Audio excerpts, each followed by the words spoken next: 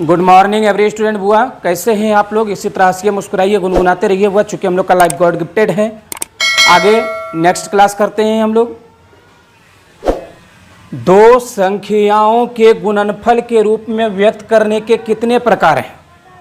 कितने प्रकार से किसी भी संख्या को नुनू उलट फेर करके गुना करके कितने ऐसे तरीके हो सकते हैं जो दो गुणनफल के रूप में लिखा जा सकता है। तो फॉर्मूला होता है नुनू, दो संख्याओं के गुणनफल के रूप में व्यक्त करने के प्रकार n/2। दो संख्याओं के गुणनफल के रूप में व्यक्त करने के प्रकार n/2, यानी कि n में 2 से भाग देंगे। सर n क्या है? भाजकों की संख्या है। n क्या है? भाजकों की संख्या है। आइए हम लोग सवाल देखेंगे तो समझ जाएंगे। फॉर्मूला याद कर लीजिएगा, दो संख्याओं के गुणनफल के रूप में व्यक्त करने के प्रकार। सर हम क्वेश्चन भी आपको बोर्ड के ऊपर दे देते हैं ताकि आप उसे पढ़ करके ये समझ पाएं कि क्वेश्चन किस प्रकार से बन सकता है इसके ऊपर, और कम से कम 2 से 3 बार तो जरूर पढ़िए क्वेश्चन को, ताकि क्वेश्चन दिमाग में छप जाता है। आइए ऐसे क्वेश्चन का सवाल को हम लोग सॉल्व करें। दो संख्याओं के गुणनफल के रूप में व्यक्त करने के प्रकार n/2 होता है। अब दो संख्याओं के गुणनफल के रूप में व्यक्त करने के कितने प्रकार हैं सुगा? n/2 formula. अब फॉर्मूला हम मिटा देते हैं, हम लोग सवाल की ओर पहुंचते हैं बुआ, आसानी से सॉल्व कर लेंगे। सवाल क्या कहता है वो एक बार मैं भी पढ़ लेता हूं। सवाल को पूछा गया प्रश्न ही मैं आपको ला करके बताता हूं।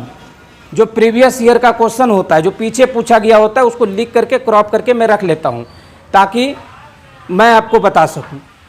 मैं आपके लिए लगातार मेहनत करते रहता हूं। इस तरह से क्वेश्चन छांट के लाते हैं जैसे पूछा जाता है एग्जाम हॉल में। तो मैं यही कहूँगा कि आप लाभ लें इसका। आइए देखते हैं क्वेश्चन हम पढ़ रहे हैं। क्वेश्चन लिखा हुआ है 360 को दो संख्याओं के गुणनफल के रूप में कितने तरीके से व्यक्त किया जा सकता है। क्वेश्चन पढ़ लें।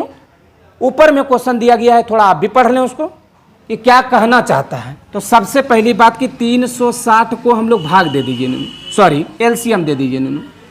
360 को एलसीएम दीजिए। कैसे होगा? 2 से दिए 18 दूनी 36, फिर 2 से दिए 9 दूनी 18 90 हो गया, फिर 2 से दीजिए 45 हो गया, फिर 3 से दीजिए 15 तिया 45, फिर 3 से दीजिए 5 आया। आप देखिए 1 2 3, 2 का कितना पावर 3 पावर, 5 का कितना पावर है 5 तो एक ही है, 3 2 गो है तो 3 का 2 पावर, 5 का कितना पावर 1 पावर। अब यहाँ पर देखेंगे हम लोग कि 3 हमको निकालना n, क्या निकालना है n, और n निकालने के लिए 3 में 1 जोड़ेंगे बुआ 4। भाजकों की संख्या n क्या है भाजकों की संख्या। और भाजकों की संख्या कैसे निकालते हैं? 3 में 1 जोड़ के 4, 2 में 1 जोड़े 3, 1 में 1 जोड़े 2, 4 तिया 12 दूनी 24। कितना हो गया? 24। और 12 दूनी अगर 24 हो गया तो हमको निकालना क्या हुआ? कितने तरीकों से नंबर ऑफ डिविजर्स, यानी कितने तरीकों से गुणनफल व्यक्त किया जाता है। जो आंसर बोला था निकालने के लिए, पूरा सॉल्यूशन ऊपर में दिया गया है। गुणनफल के रूप में कितने तरीकों से व्यक्त किया जाता है, तो n/2 कर दीजिए। यानी क्या करेंगे 24 में से 2 से भाग, यानी 12 दूनी 24 आंसर हो गया।